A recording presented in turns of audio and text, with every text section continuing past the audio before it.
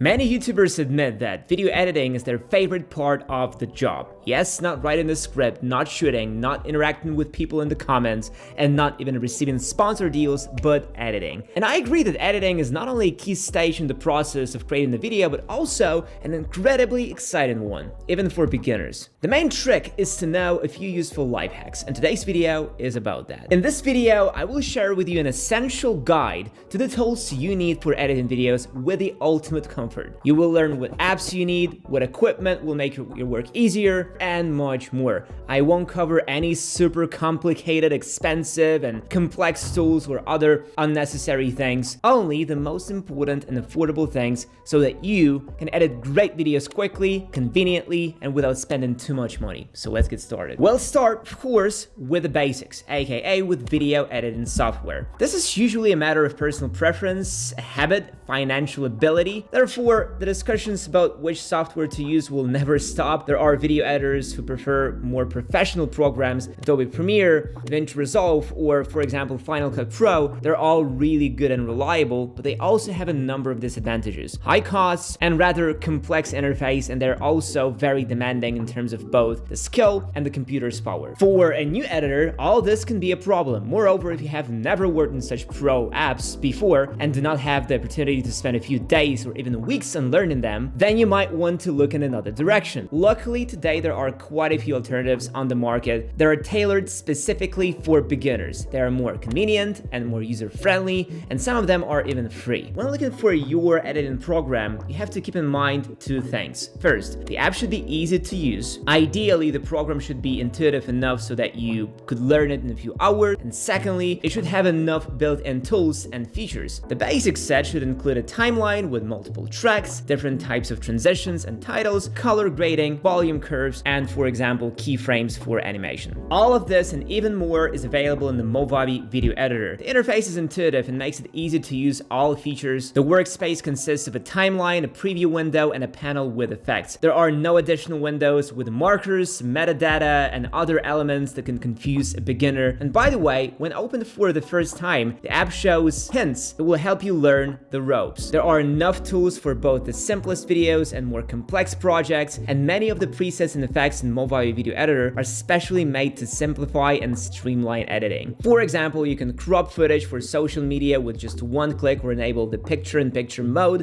where the video with your face will be automatically put in the corner of the screen. And Movavi Unlimited is an all-in-one solution that's got everything you need. If you've been struggling with a large, unwieldy footage shot on your phone, Movavi has you covered. With its easy-to-use tools, you can effortlessly convert your footage into a more manageable format and even enhance its quality by up to 8 times. Movavi Unlimited also includes a powerful photo editor that lets you get creative with video thumbnails. You can crop, resize, apply filters, and add text, stickers, and frames to your images, creating stunning visuals that will captivate your audience. So if you're tired of the struggles that come with video editing and you're looking for effortless and impressive results, I highly recommend giving Movavi Unlimited a try. And now get ready to have your mind blown, folks. Movavi's got a deal that's too good to pass up, an 80% discount on all the apps in an amazing Movavi Unlimited plan. That's right, you heard me, 80% off, so don't wait, hit the link and get yourself the ultimate video editing and production experience at a price you won't believe. Trust me, this is one offer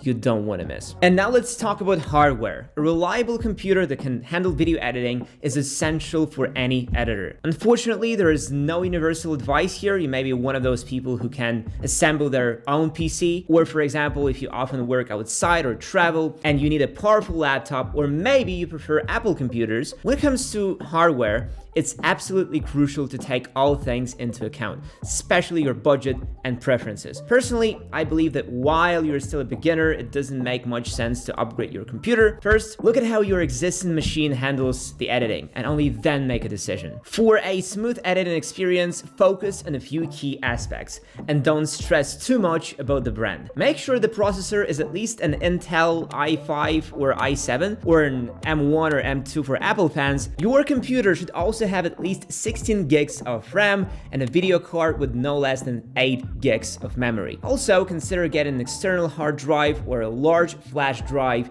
This way you won't clutter your system with tons of project files. And since we are already talking about hardware, we need to talk about the display, because editing videos on a low quality or small screen is real torture. And there are a few reasons for why it's true. First, it's hard to get a good image quality on a cheap screen. It can distort colors, brightness, and contrast, make the image look too pale or too saturated, and overexpose or darken everything. As a result, the finished video will look completely different on the viewer's screens. And if you're making videos for YouTube or doing commercial projects, then such mistakes are simply unacceptable. Secondly, working on a low quality screen can cause extensive eye fatigue or even contribute to more serious vision problems. So if you do not want to damage your eyes, then do not spare the time and money on buying a high quality monitor. Even if you use a laptop, it would be a good idea to purchase an external monitor just for editing the videos. Because even on a high quality laptop display, you still can feel constrained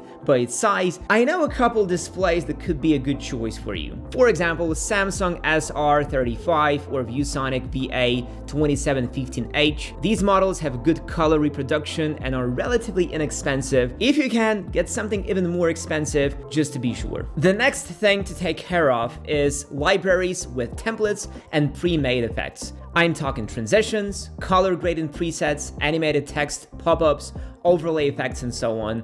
The main point that novice editors often overlook is that you don't have to reinvent the wheel to create good videos. On the contrary, most professional editors often use ready-made presets and effects to save time, like programmers. There's a running joke that programmers are the laziest people because they're just copying someone else's code all the time. And when it comes to editing, there's nothing wrong with that. As soon as you start editing videos seriously, start creating a personal library with effects and templates. Sometimes you can find them on Reddit and even in Facebook groups. Some of them are free, some paid. Just make sure that asset pack you're about to use is compatible with your video editor of choice. If you use the Movavi video editor, then it's so much easier for you. Dozens upon dozens of effect packs can be downloaded straight from the app's built-in effects store. And finally, the final hurdle to think of comes down to file formats and working with them. Sometimes the file's format can be incompatible with the editor or just be ineffective in terms of data storage, like H.265 is much denser than ProRes without a noticeable quality difference. Sometimes you need to change the resolution, frame rate, bitrate, or some other parameters of the video file. I guess you know where this is going. File converters. A good file converter will make you more flexible and allow working with videos in different formats and on different devices. And it will also save time and energy, to be honest. A good decision on your part would be to use Movavi Video Converter. It does all the things I mentioned and even more. It even can upscale the video for you using AI, and I will leave a link to it in the description. And this is it. Now you know the basics. I hope you learned something from this video and that my advice will help you make the editing even more pleasant and efficient. I wish you all the best. Thanks for watching and see you soon.